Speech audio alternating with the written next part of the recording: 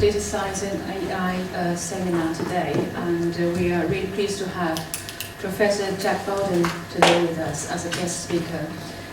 Professor Bowden is a Senior Scientific Director of Novo, Nordisk, Oxford, and Professor of Biomedical Data Science within the Diabetes Group at the University of Exeter. He obtained his PhD from the University of Leicester in 2007 before completing postdoctoral research positions at MRC Biostatistics Unit at Cambridge and the MRC Clinical Trials Unit in London. From 2015 to 2019, he led a research program around Mendelian Randomization at the MRC Integrative Epidemiology Unit in Bristol.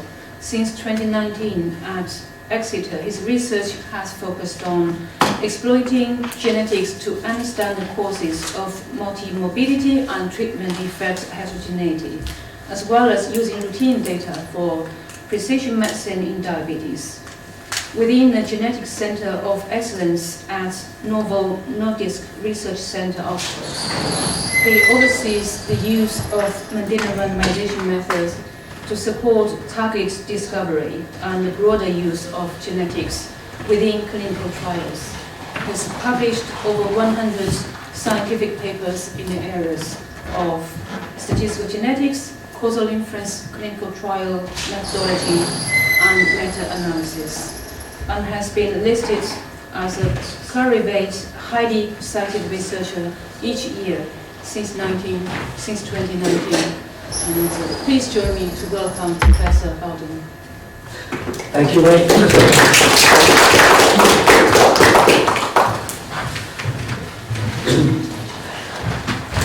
Thanks everybody for coming to this talk. Do you want to say anything about the fire escape? The fire alarm goes off now, you've got to go down and fix it. So yeah, I'm going to be talking about automating Mendelian randomization through machine learning. This title was kind of foisted upon me, but I went with it, so we'll see how it goes. You probably don't know, but I started my university life actually here in Manchester. In 1999, I was a maths, statistics and operational research student at UNIST, a university that now doesn't exist. I spent my time learning about maths in the top two floors of this tower over at the UNIST campus. There's a statue of Alan Turing, one of the fathers of computer science and artificial intelligence, who has a strong Manchester connection. So that was just over the road from the UNIST campus on Canal Street.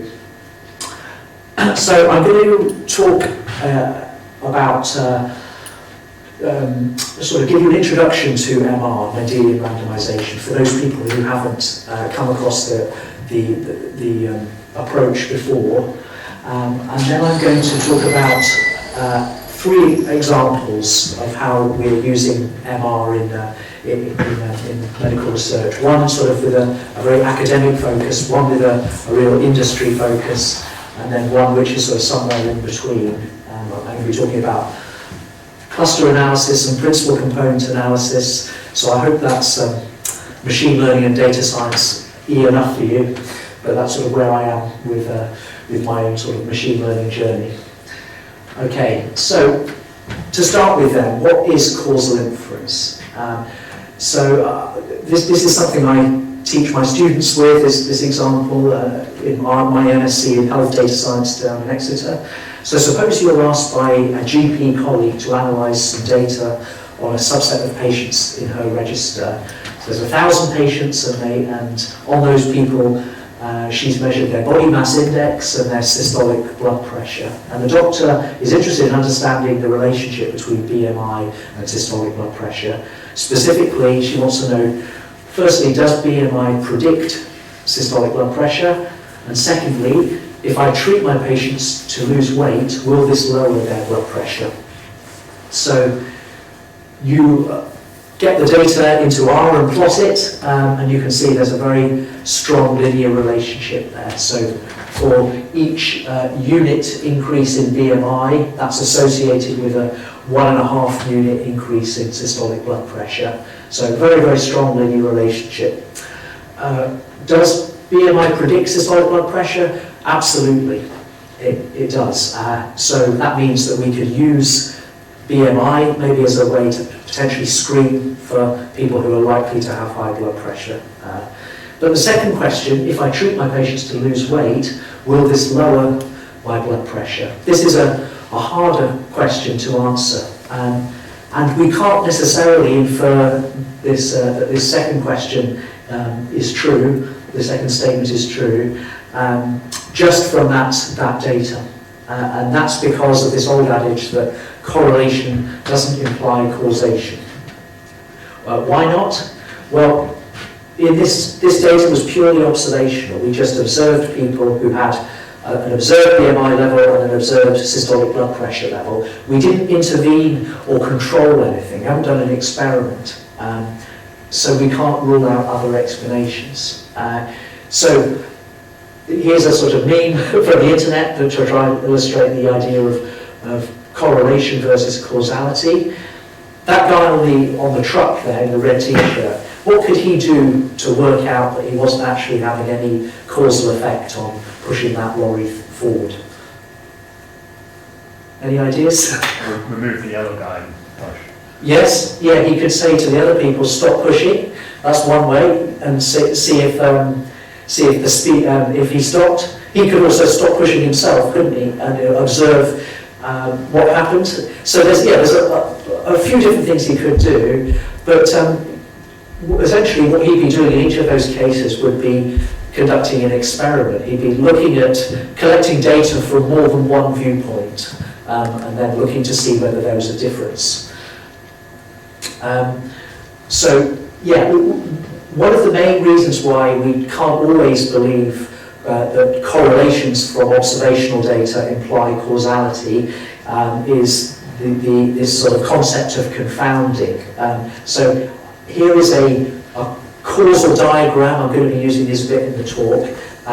So we've got BMI as a node, systolic blood pressure a node, and this direct arrow shows that there is a causal effect of BMI on systolic blood pressure, but there's also another variable U. U stands for unmeasured in this context, that we can't see, but that is actually a common cause of BMI and systolic blood pressure. And so suppose we remove this arrow, so there wasn't actually a causal effect of increased BMI on systolic blood pressure. If there was confounding, we would still see a strong correlation.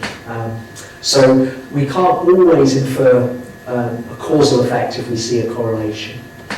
And that's why randomized trials are the ideal sort of design tool for assessing questions of causality. And that's because if it's a randomized trial testing a pharmaceutical intervention, treatment allocation is randomized, and that means that we split people into two groups, and those two groups are, if the trial is large enough, approximately balanced with respect to all of their measured characteristics and also things we don't measure.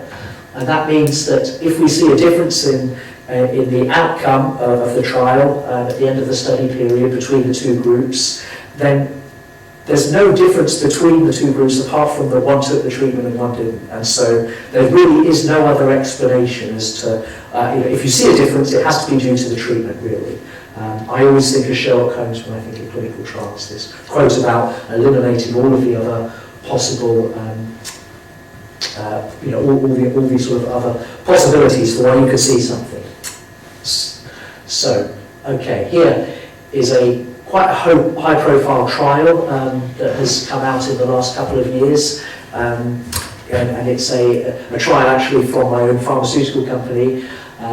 In the New England Journal of Medicine, the STEP 1 study, which looked at ability of semaglutide to promote weight loss in people who had a BMI over 27 or over 30 or 27 with comorbidities. On the right-hand side there, you see the weight loss trajectories of people in the semaglutide arm and the placebo arm over that 68-week period. And the drug, it was proven to be highly effective. So what we have in this context, and why we're confident that we can infer causality, is that randomization here, it perfectly predicts whether you get the drug or not. So randomization R predicts whether you get a BMI lowering drug, and because it's a perfect predictor, that means that there can't be any confounding. There can't be an arrow from anything else that influences whether you take semaglutide or not. So you remove confounding by design, and therefore, if you see an association between randomized group and the outcome, just keeping with systolic blood pressure, suppose we saw a difference in blood pressures between the two randomized groups at week 68, then we could be sure that it was due to the treatment. And what we're essentially doing when we do Mendelian randomization is we're trying to emulate a clinical trial. Sometimes people call Mendelian randomization a sort of pseudo-randomized controlled trial procedure. So I don't know if you can just move this back a tiny bit. So instead of randomizing people to receive or not receive a drug, like in a clinical trial, we exploit the fact that each individual carries genetic variants that predispose them to have either a slightly higher or a slightly lower BMI. If those genetic variants are inherited, well, we know that they're inherited at the point of conception, when you're conceived. So those variables, those genetic variables that you carry, shouldn't be associated with any other later life lifestyle factors that could confound your BMI in adulthood. And so we're pretty confident that people's genetically not their actual BMI, but the genetically predicted components of their BMI, which may be about 2 to 3% of the variability of BMI in the population, that genetic component is unconfounded. And then we can sort of do an analysis, an MR analysis, according to sort of genetic randomized groups, rather than randomized groups in a trial, to infer that if we see an association between genetic variants for BMI and, for example, systolic blood pressure at week 68, then we could be sure that BMI itself was having an effect on lowering systolic blood pressure. So that's the basic idea of Mendelian randomization. Who's seen a plot like this before? I'm a bit, I don't know whether you come from a medical background or not.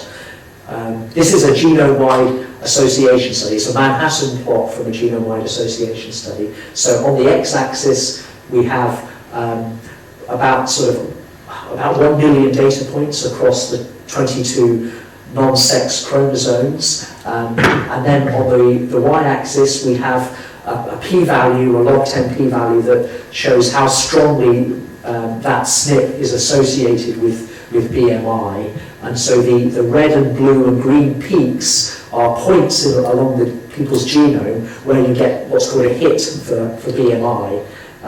So if you were to extract people's genetic data just in a relatively small number of loci, not all 1 million loci, maybe 100 loci, then we can come up with a genetic risk score for BMI.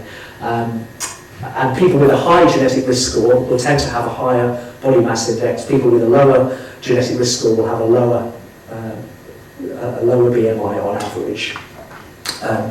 Obviously, still, most people's BMI is still mostly influenced by their diet and lifestyle, but there's that kernel within everyone's sort of BMI which is down to their genetics.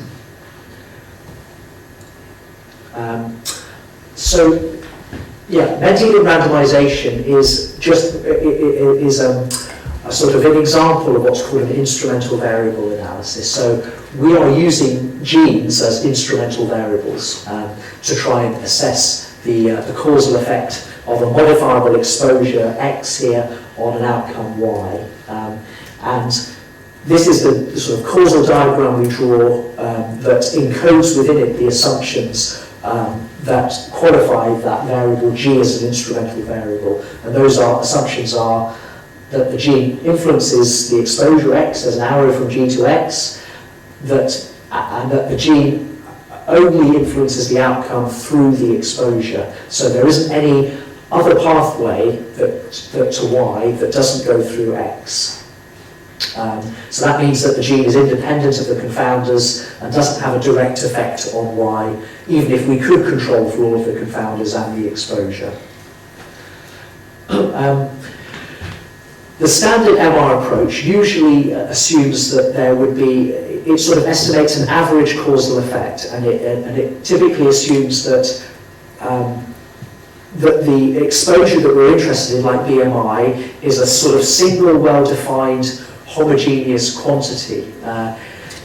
And if we proceed under that basis, then we can estimate the causal effect of lowering BMI by 1 unit on the systolic blood pressure by collecting, well, this is one of the amazing things, we can just do it with genome-wide summary statistics. If we have genome-wide summary statistics for the association between each gene and the exposure, BMI, and the association between each gene and the outcome, which is systolic blood pressure, say, beta X and beta Y, suppose those are two vectors of parameter estimates, then if our genes are valid instruments, then we should be able to estimate the causal effect as the rate, as this sort of slope when we plot the SNP outcome associations versus the SNP exposure associations. So that the SNP outcome association beta Y should equal the causal effect alpha multiplied by the SNP exposure association. I'm sorry, this has got a bit wonky in the rendering, but yeah, that's what we call a ratio estimate, and that's the single slope we want to estimate. So one of the ways in which we've recently been going beyond the standard approach, and many other people in the field as well, is to sort of try and relax the assumption that the exposure is a sort of single, well-defined, homogeneous quantity. There could be what's called latent substructure within that BMI exposure. So suppose now, instead of there just being a single causal effect, there's actually two subcomponents of BMI, which could actually have potentially distinct causal effects on systolic blood pressure. If this was the case, then our scatter plot, which is the sort of real single data visualization tool for doing the MR analysis, what we might see is evidence of clustering. We might see some SNPs in red identifying one slope in the data, another cluster of variants, the black variants identifying a different cluster. Sorry if the writing is a bit squashed up. Now this example, the BMI example, is quite apt here because it's been fairly well known for many years that BMI is quite a crude measure of adiposity, and for certain diseases, especially diabetes, it matters a great deal where that body fat is situated. So if you have fat in your extremities, in your limbs, it's actually not that bad at all for diabetes. And some people even think that it's kind of what's called favourable adiposity. So it could even lower your diabetes risk because that fat in your extremities kind of acts as a sink for glucose. But what's a lot worse for diabetes is if you've got fat in your central region around your organs.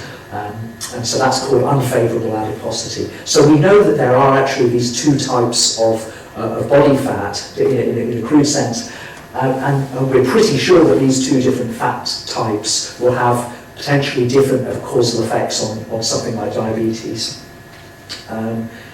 So what we want to do then, therefore, is to, in a more general context, is to, if we're going to do an MR analysis, is to be able to start off with a baseline assumption of homogeneity, but allow the data to tell us whether there's evidence of substructure.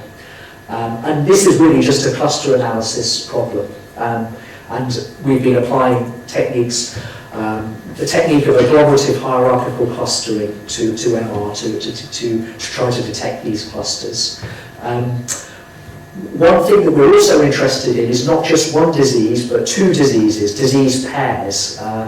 In Exeter, I'm part of something called the Gemini Consortium, where we're trying to investigate disease pairs which tend to co-occur. So people tend to have, for example, type 2 diabetes and osteoarthritis. Those conditions sort of cluster a bit. Both of those conditions are there's a strong genetic correlation actually between diabetes and osteoarthritis. So if you do a GWAS of diabetes and a GWAS of osteoarthritis, a lot of the same variants come up. So they have a common genetic basis. But what's really fascinating is that if we condition on BMI as a genetic predictor, then we see that after we've adjusted out the genetics of BMI, then the genetic correlation between type 2 diabetes and osteoarthritis goes to zero. So we're pretty sure that BMI is actually a common cause of diabetes and osteoarthritis. So what we're mainly interested is thinking about applying MR to this sort of context, allowing for affect heterogeneity in BMI, but then also trying to analyse multiple outcomes simultaneously. So this is sort of more where the state of the art of the field is at the moment. So here's a recent preprint that we've submitted to Genetic Epidemiology, led by one of my postdoc students, Jiaoran Lang, where we go into more detail on how we use agglomerative hierarchical clustering to make sense of data like this. So in the two outcome setting, in the one outcome setting, we just have a single scatter plot, and it's the slope which governs the causal effect of a single outcome. In the two-dimensional two outcome setting, what I'm showing here is for each dot shows for a single SNP what we would estimate the causal effect of increasing body fat percentage on type 2 diabetes on the x-axis, and then osteoarthritis risk on the y-axis. So this is the data that we want to do the cluster analysis on, and our approach can analyse the data and find 4 substantive subclusters of genetic variants, as well as a junk cluster in black that are variants which aren't part of any sort of major cluster. Cluster 1 is an interesting one because those are the genes which code for a subtype of body fat which are associated with increasing risks of diabetes and osteoarthritis. And because they're going in the same direction, that might lead us to look at the genes in that particular group, and maybe then start to develop a treatment that could treat both conditions simultaneously. I'm not going to go into any more detail about the analysis flowing from this, but there were lots of other things we did to delve into the genetics and the possible biological pathways. Okay, so I'll talk a bit more about MR in drug discovery now. Drug discovery is an incredibly expensive endeavour. It can take many years between identifying a target and proving that it's effective, and often these trials can fail after 10 years of research, and a lot of money goes down the drain. And so there's an increasing, there's lots of effort in the pharmaceutical world goes into trying to find the right targets to begin with. And that's very much how sort of my role within Novo Nordisk. It's about trying to use genetics to just give a bit more information on whether a particular drug target is likely to be a promising sort of causal target that will lead to a successful drug. Generally, drug targets are proteins, but not all proteins are amenable to sort of targeting by drugs. But so sort of druggability is the potential for a protein to be modified by some pharmaceutical agent. And so we have around sort of 4,000 proteins that we have really good data on in cohort studies like UK Biobank. A smaller subset of those are thought to be good drug targets. But the way that we do the analysis at Novo Nordisk and many other companies as well is what we're trying to do is to use the principles of MR to find SNPs that are associated with proteins and then infer whether the genetically perturbing that protein is likely to lead to to moderate disease risk or the severity of symptoms. And that's one way to start the process off and say, yes, we've got genetic support for this protein target. One of the issues that we typically encounter is that we may want to use a single cis SNP for a SNP in a single cis region for a protein, but that same SNP is actually associated with many other proteins as well.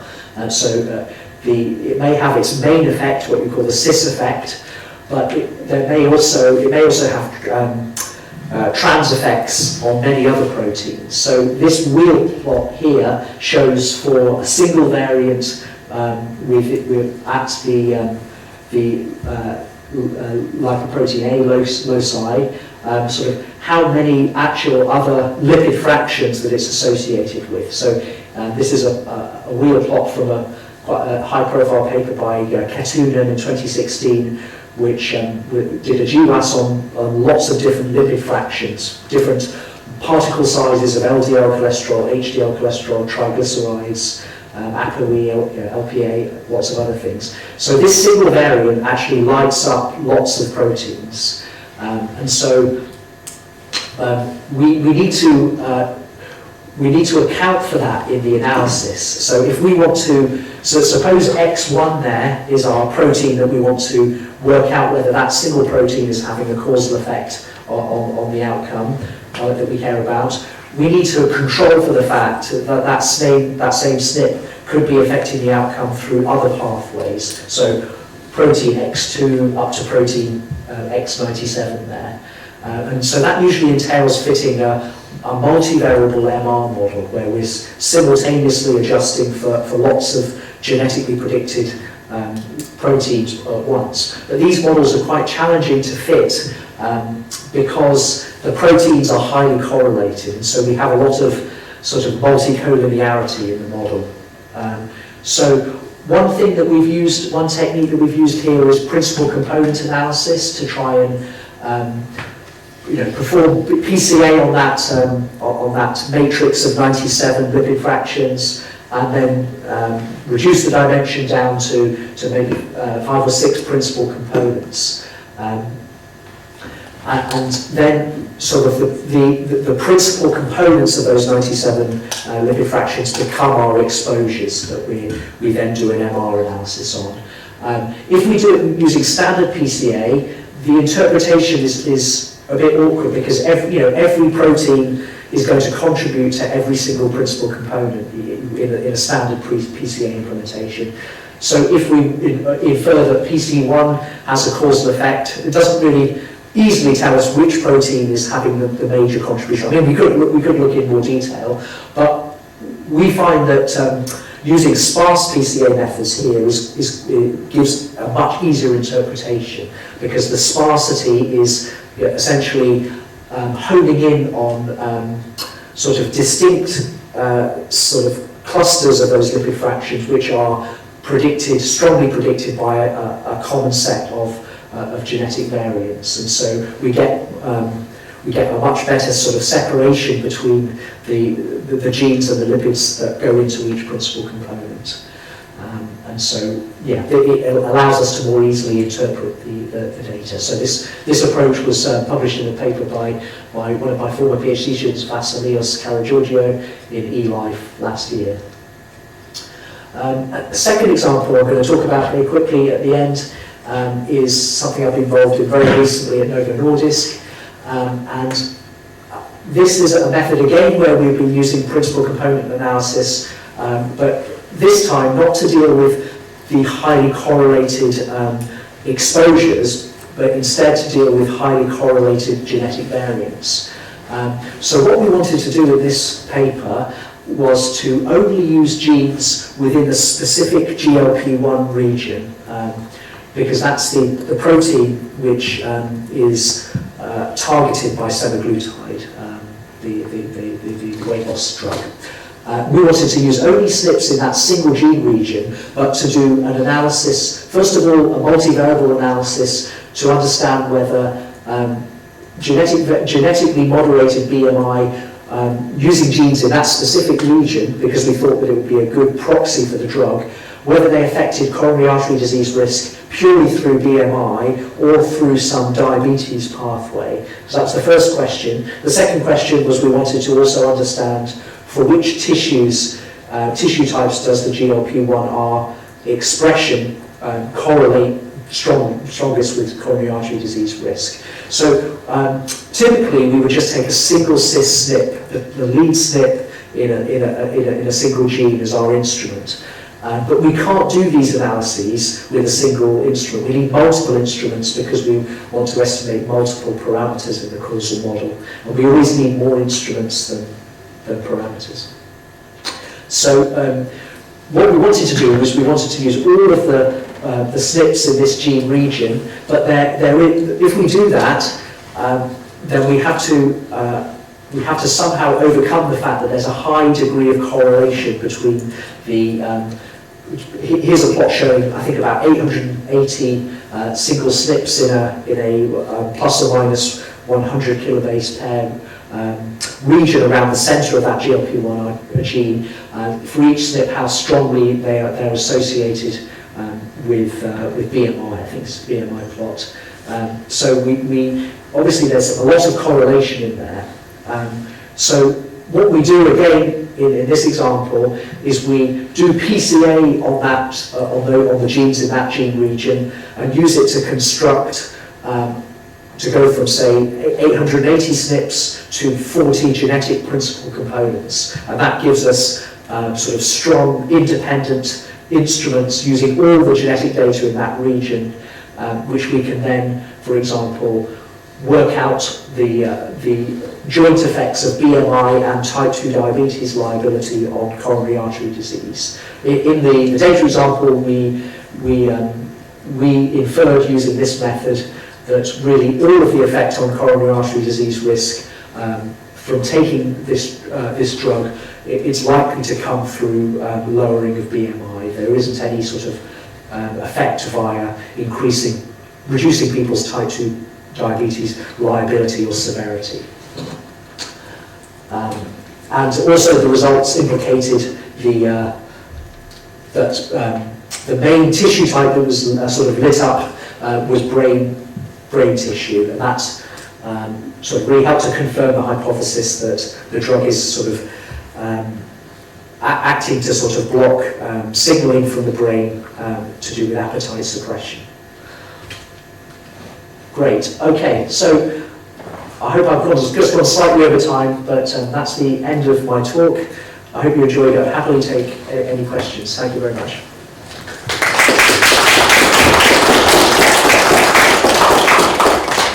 Any questions?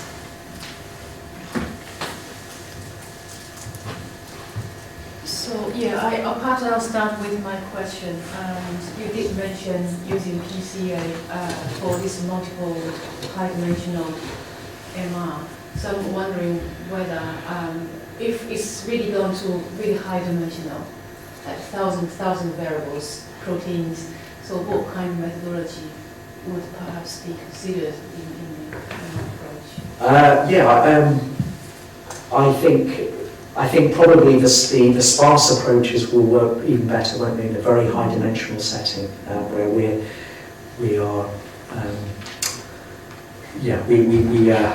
wouldn't want to attempt to model sort of every connection between every gene and every protein. We want to do some major dimension reduction and simplification of the model in the very high dimensional setting. So in this paper that Vasilis led, it was mainly a review of lots of different methods for doing sparse PCA, different PCA variants. I think that's probably where we would go. I would say I'm not an expert, and I'm sure that there are people in the audience especially who are probably much more knowledgeable than me on what the state of the art is in dimension reduction, machine learning type methods. Yeah, because for proteins, in my view, it's like 3D structure. So in that case, we're not only talking about perhaps cis relationship, but also trans, right? So put them together, we might come up with really high dimensional scenario, case scenario. So that's where the question comes from. Any other questions?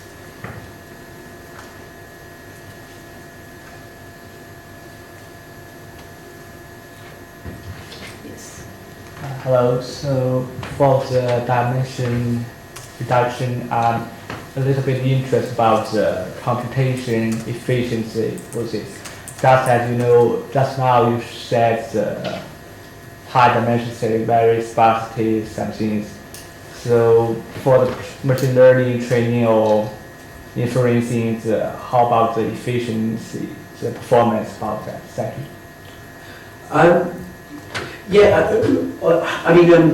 When you look at examples like this, you may think that they're very computationally intensive, but actually they're not, because we do most of the analysis on summary statistics from very large data sets. So we may have a data set of 500,000 people where we've measured 4,000 proteins, and for each of those 4,000 proteins we've got we've measured their association with 1 million variants.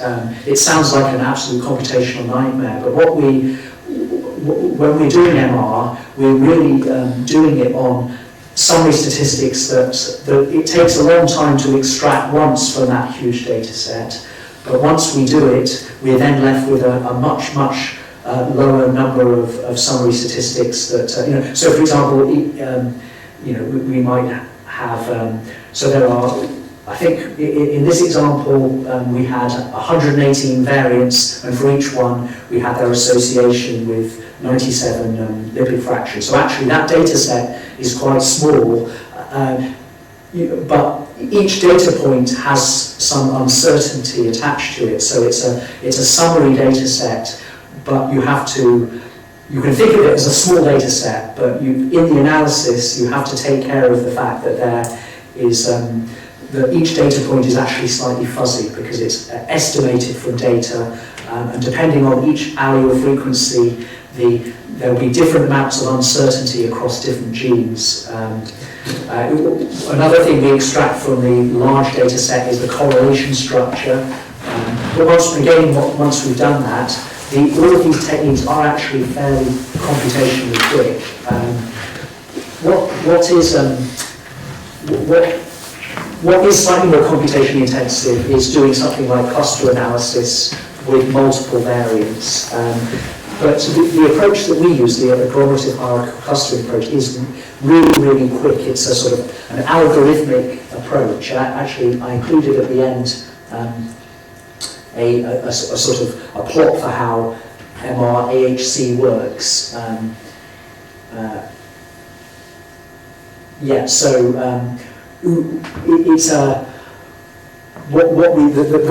way that it does clustering, and apologies if you already know how this general approach works, is imagine we have sort of 6 variants, and so we were at step 0 at the top, and there are in truth sort of 2 causal effects, 2 clusters.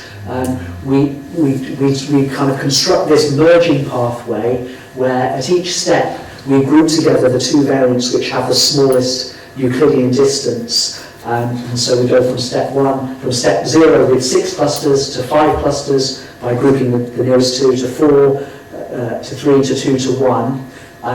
And then we then, using that same clustering pathway, retraverse that pathway and then calculate a heterogeneity statistic, and we stop at the point that we see essentially low within cluster variability or heterogeneity, but large between cluster heterogeneity. And this approach, one of the reasons we developed it is because it was much, much more computationally efficient than fitting something based on a sort of likelihood approach, a mixture modelling approach, which becomes it takes a very long time as you increase the number of variants. So I haven't included a plot that showed the difference in computational time as a function of the number of variants with our approach and another approach called MR Clust, which uses this mixture modelling approach. But this approach, because it's sort of algorithmic, it is very, very fast. Thank you. Any other questions? So actually I have a follow-up question about the using proteins or gene expression as exposures. So yeah, I'm not a biologist. I'm wondering whether in the audience or you could advise, are they really good exposures?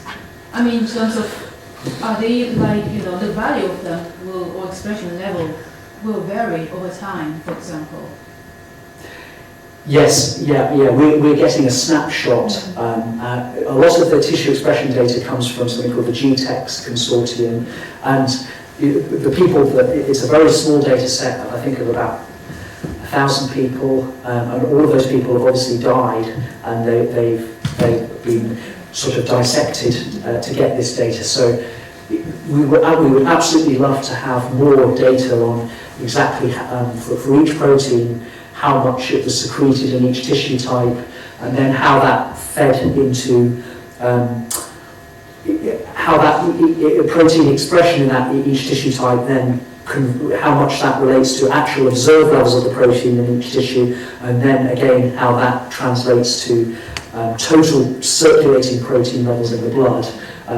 So at the moment, we've got fairly crude data on tissue expression in a very small subset of people who died of something and who probably didn't get to old age, and so it's a sort of we don't have the best data at the moment, but there are lots of initiatives in place to try and get larger, more high quality, more representative samples. But if anyone can invent some technology to extract this sort of data from people whilst they're still alive, through some sort of clever image analysis, or then they could be the next Elon Musk or a billionaire.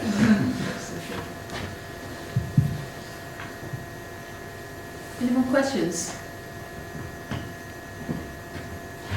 I think if not, perhaps we can, we have some tea and coffee right after the talk. So if you could stay on, if you'd like to stay on and having some coffee and tea, and you can actually chat with Professor Bowden freely, if you have any further questions. Thank you very much. Thank you. Okay, thank you.